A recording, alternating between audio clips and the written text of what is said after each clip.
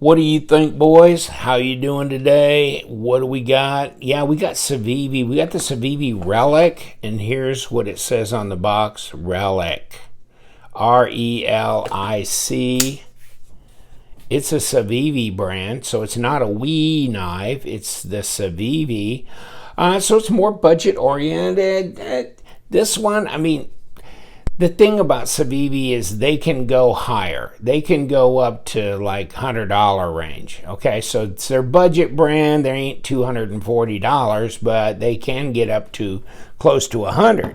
Whereas the new Sin Cut, which is their ultra budget oriented, they're going to stay in the $30 to $40 range. So this one, yeah, more expensive, but it's got Nitro V, okay, which is nice. I mean, it's a 13% chromium steel. I read a little bit about it on, Steel Nerds, and they were comparing it with AEBL steel, things like that. But it's got good toughness, reasonably decent edge retention. It can be rock welded. I mean, it can be hardened up pretty high on the scale. There's your standoffs. This is black liners here, okay, with a real heavy stone wash on that blade. How about that? This is a dark green micarta handle, and there's the pocket clip and flat screws. And you can reverse it, so you can go left hand. These screws here are number 8s. Oh, by the way, did you see this little nub hanging out here? So, tweezers. Yeah, tweezers, hey. So, that's interesting. I'm not sure exactly what I need with tweezers in a knife scale, but it is. I mean, at least they're willing to do some different kinds of things. Maybe it's because they got their mind focused on this, which is the crit, which I don't know if that means critter, but this is, bottle opener, screwdriver, strap cutter, whatever, and then some, a ruler and some, whatever, okay? And then that's 9CR18. This is Nitro V. This blade here, and it says Nitro V. Okay, so that's kind of interesting, isn't it? So I guess maybe in that spirit, they decided let's put some tweezers right there. Okay. But yeah, I mean, it's a pretty straightforward knife, isn't it? Look at this. But it's kind of a less is more handle design. I like this. And this kind of reminds me of the Banter, doesn't it? This handle design? I think it does. I mean, look at it. Very similar here. This is the baby Banter. I don't have the full-size one. I was looking all over for it. I guess somebody got it out of me. But this is the baby. So, I mean, very similar, though, in this kind of very, very less is more kind of construction. Only this is big. This is big. Where's blue? Where's my Arctic Storm thing? Okay. These are going to be really, really close to the same size. I think this is 8 inches overall. This is 8 1/4, 3.5 inch. This is, I think they're claiming 3.45 inches. But let's take a look. Well, that's 3.5 all day long. I kept thinking I read that they were saying, they said, 3.48 inches. Okay, so yes, more than that down here though, and overall 8 inches. So it's a 1/4 inch shorter than that Paramilitary 2 is. Oh, by the way, I mean, it's $73. But you get $7 off if you use LTK as a discount code. So now you're in the 66 range, whatever, I guess, which I don't think is bad. Okay, but yeah, they're saying 3.48. I don't know why they're just trying to keep it under 5.5.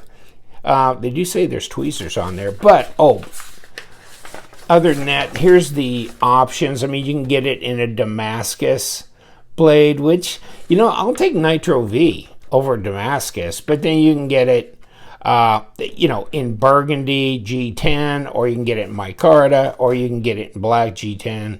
So however you want to do that. I like this. I like this green micarta with a stone wash as opposed to a black blade, and as opposed to the Damascus, you're getting Nitro V. So I think this is probably my first choice of the ones that are available. And you know what? The ergos are great because there's nothing here, man. There's just nothing. And it's easy. Reverse grip, easy as well. Where's my balance point on this knife? Right there. Okay. Not bad. How's the drop? Bonk. Yeah, dropped right out. It's not the easiest to disengage, but it's not bad. It's you know, there is a little bit of a pass-through thing here, so you can do that. And it's a pretty light blade. I mean, it's not bothering me, and then again, it's probably hitting me right in here, so it's not a huge deal. Design flow. Check it out. It flows. It's good. Blade to handle length. That's good. And, you know, left and right hand. Lock up. That's 50%.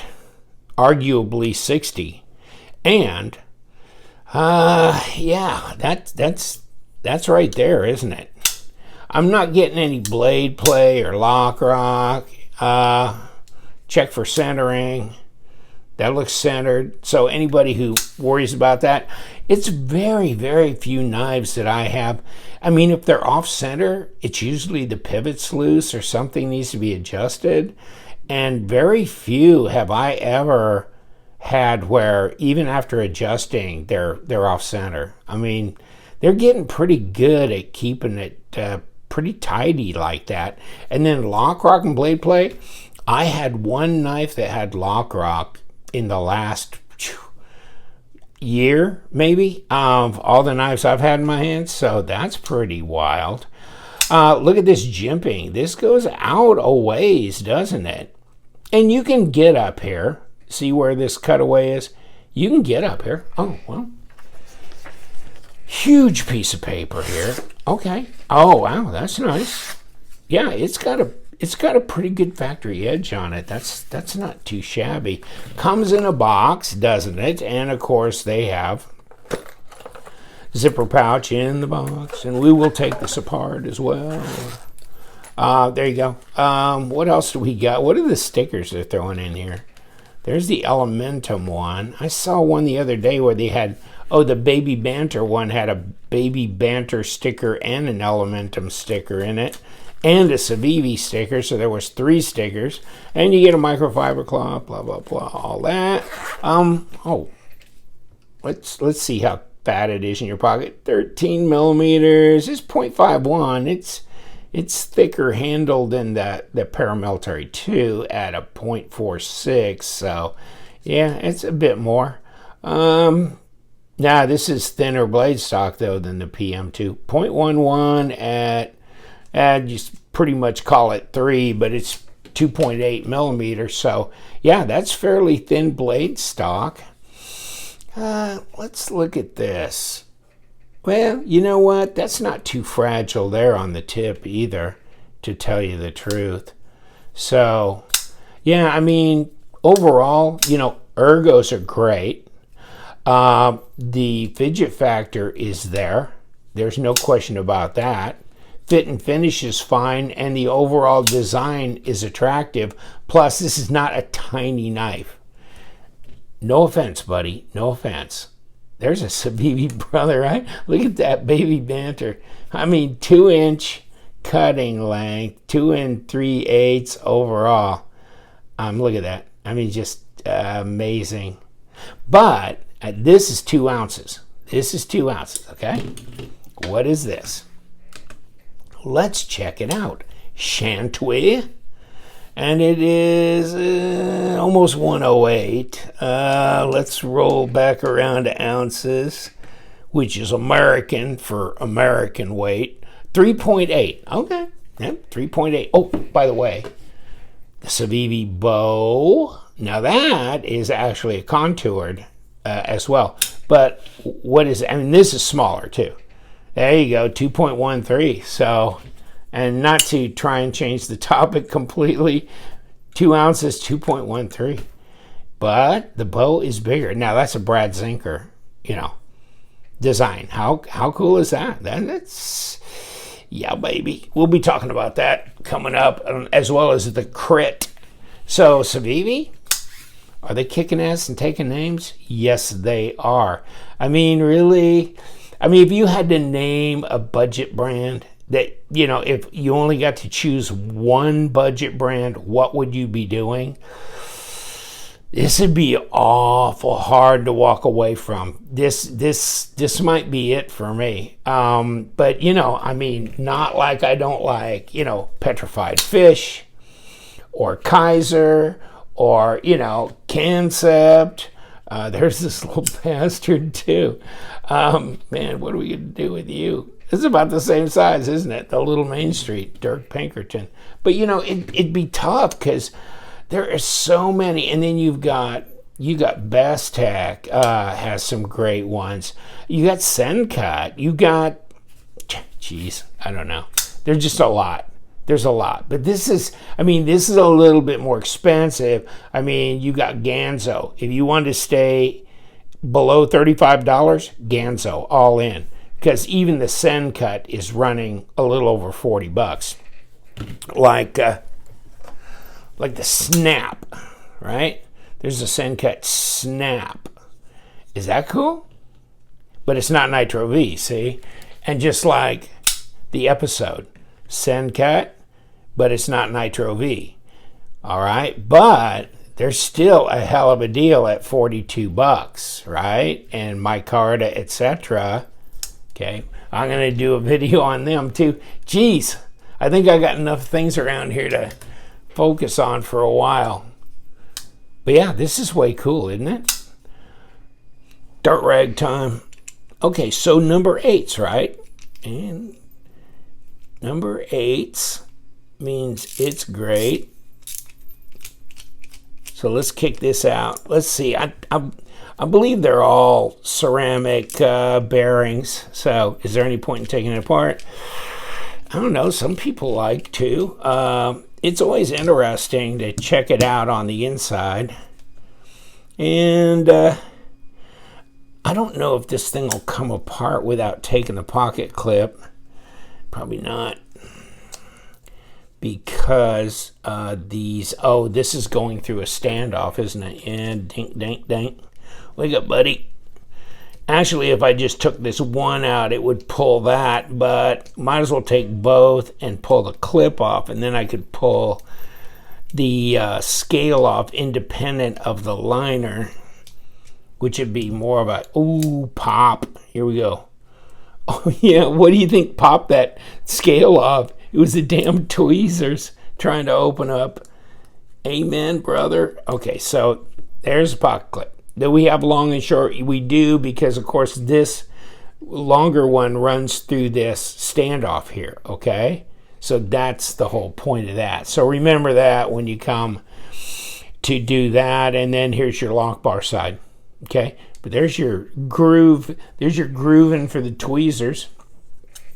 And we have a liner. The liner technically should come off. Should it not? Yes, it should. But do we need to give it a little encouragement? Oh, that didn't take much. That didn't take much. Okay, there's the liner. It's skeletonized. You got a ceramic detent ball. Bang, bang, boom. And it's clean. It's nice, isn't it? Whew. That'll work. Okay. So what do we got? Okay, let's get some of these parts to the side. Let's bring this down because we've got the lock bar side, and here's our blade. Ceramic bearings, both sides. Bang, bang, boom. Okay. And skeletonized liner on the other side. Very clean, huh? Wow. Okay, now there's a little notch that matches to that notch there, so it keeps that screw from turning when you're going to disassemble it. And it also locates this here logo, and you see how it sits above the scale. Boom, now it sits down. So you're in a place right there. You're in a good place. And there is nothing to clean on this knife. Nothing to clean at all. Might want to go ahead and just put a little bit of lubrication, but whoo, she is pretty pristine. And now we can deal with the liner. Kick it right on, and of course you can see where the pin is, the stop, the blade stop. It's internal, it's on the blade itself. And okay, thank you, boys. Now let's kick this on, and we can put this pivot screw on, at least get this part of it locked down. Back up till we get it lined up correctly. Okay, I felt that coming together. And then we've got a body screw out here, and then we just got the pocket clip, and we're cool. So let's get the body screw locked down, and that's good. I mean, I know it's a budget knife and all that kind of stuff, but the hardware's performing well. I'm not having any problems with things breaking, or, I've heard stories, people talking about, screw just fell out or this or that on whatever knife. I just don't have those kinds of problems with Civivi. Till I can't find the hole I'm supposed to go into. There it goes. Okay. Had to wallow around a little bit. Are you good? Are you going to find your way? There you go. Okay. And you're good. You're not quite there yet. And now you are. Okay. So we're in there. One last thing, right? You see this off here? Okay. So this goes in here, and this little nub kicks up like that, so you can get a hold of it and do that. Everything looked fine, and it looks centered. And how's the action? And I think I probably sat down on it a little hard. Oh yeah, maybe a little. Okay. You happy now? That's better. That's better. Let me see. Are we still centered? Oh yeah, we're centered. Let me see if we got any. No, there's no play. Okay, so we're good. Okay. And just had to relieve a little tension there. I think I got a little intense on that pivot screw, but now she's good. So we're rocking the Relic. What do you think? I don't know. I think this here might be like a new favorite Civivi for some people. I mean, I like the Vexor, okay? It was called the Linchpin when it first came out. Remember that? And then they had to change the name. Because I think CRKT had the Linchpin, that Flavio Icoma deadbolt one. But so it's the Vexor now, and I have one that I dyed in blue and one that I dyed in purple, and they're big. They're 9-inch knife. This is not. So this makes more sense for a lot of people. It's also a lot lighter, but it's also really a cool design. Really, a very plain design, but there's something really attractive about it. There's your flipper tab. Very muted, huh? Detent. Nice. I mean, I tried to fail it there.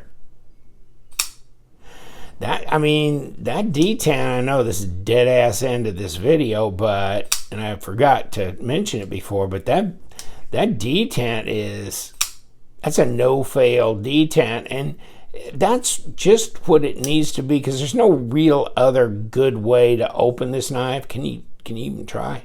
Okay, yeah. You know, if you don't have greasy fingers, you can make enough tactile contact with that blade down here in this area to reverse flick it. So, I mean, now if it was just in blue G10, oh, okay. If it was just 9 inches overall length, baby, I'd be all over this. Yeah, I would. I'd be all over it. But you know what? This is nice the way it is. It really is. If you got one of these, let me know, or make a comment in the comment section. Like, do you like it? I think it's pretty damn cool. I'll leave you alone. Thank you so much for hanging out. You know what we do. We love them knives. So you guys, stay sharp.